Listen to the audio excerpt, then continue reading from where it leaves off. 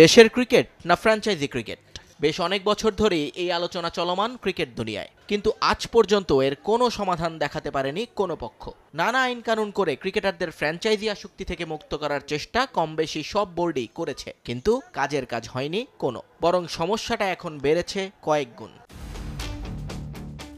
আর কদিন পরেই শুরু হচ্ছে বাংলাদেশের একমাত্র ফ্র্যাঞ্চাইজি লিগ বিপিএল। কারি কারি টাকার এই টুর্নামেন্ট খেলতে একসময় দেশি বিদেশি নামি দামি তারকারা এলেও সময়ের সঙ্গে ভাটা পড়েছে সে ধারায়। তবে এখনো মাঝে মাঝে দু একজন মহাতারকাকে এনে চমক দেখায় ফ্র্যাঞ্চাইজিগুলো। এবারের বিপিএল এর নামে ভারে সবচেয়ে বড় বিদেশি তারকা এখন পর্যন্ত শাহিন শাহ আফ্রিদি। ফরচুন বরিশালের হয়ে 5টি ম্যাচ খেলবেন বলে জানিয়েছে ফরচুন কর্তৃপক্ষ। মোটা দাগে বলা যায় ঢাকার প্রথম পর্ব এবং সিলেট পর্বের ম্যাচগুলোতে দেখা যাবে এই পাকিস্তানি স্পিড স্টারকে।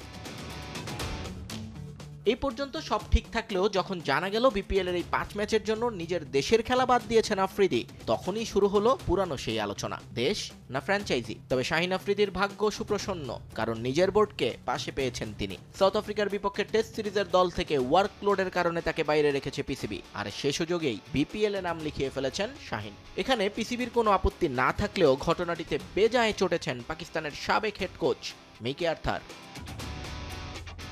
ক্রিকইনফোকে দেয়া এক সাক্ষাৎকারে শাহিন আফ্রিদির এই সিদ্ধান্তে নিজের হতাশা প্রকাশ করেছেন মিকি। তিনি পাল্টা প্রশ্ন ছুড়ে দিয়েছেন পিসিবি এবং আফ্রিদিকে, সাউথ আফ্রিকায় বোলিং না করলে আর কোথায় করবে।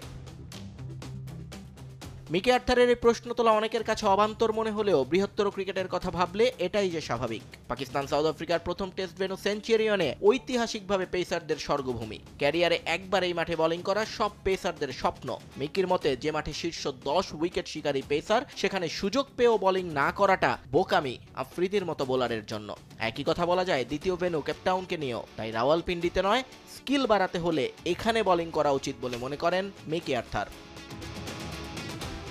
পাকিস্তানের স্কোয়াড বাছাই নিয়েও প্রশ্ন আছে মিকি আর্থারের। মীর হামজাকে কোনোভাবেই শাহিন আফ্রিদির বিকল্প হিসেবে মেনে নিতে পারছেন না তিনি। তার মতে হামজা ভালো বোলার, তবে অবশ্যই আফ্রিদির মতো ম্যাচ উইনার নয়। এদিকে উত্তর আছে পিসিবির কাছেও। টেস্ট সিরিজ থেকে চ্যাম্পিয়ন্স ট্রফিকে যে বেশি গুরুত্ব দিচ্ছে পাকিস্তান, আর সেখানে পূর্ণ ফিট আফ্রিদিকে পেতেই এই সিদ্ধান্ত মহসিন নাকভির।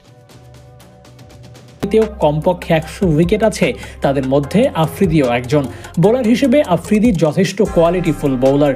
বর্তমানে পাকিস্তানের সেরা পেসার বললেও বোধহয় ভুল হবে না। সেরা বলেই ফরচুন বরিশাল দলে ভিড়িয়েছে এই পেসারকে। ফরচুনদের ডেরায় আফ্রিদি দারুণ কার্যকর হবেন বলে বিশ্বাস সবার। এছাড়াও আফ্রিদির মতো বোলারের বিপিএল খেলা মানে বিপিএল এর মান উন্নয়নের আরেক দিক উন্মোচিত হয়। তবে বরিশাল চিটাগং ম্যাচ নিয়ে দর্শকদের উত্তেজনার পারদ চরমে থাকার কারণ শুধু আফ্রিদি বনাম আফ্রিদি নয়। দলটিতে বাংলাদেশের দুই সেরা ক্রিকেটার আছেন, একদিকে সাকিব, অন্যদিকে তামিম। ভক্তদের অপেক্ষা ছিল সাকিব তামিমের ম্যাচ দেখার, যদিও তা হচ্ছে না, তবুও আফ্রিদি বনাম আফ্রিদি লড়াই দেখার অপেক্ষায় থাকবে বিপিএল দর্শকরা।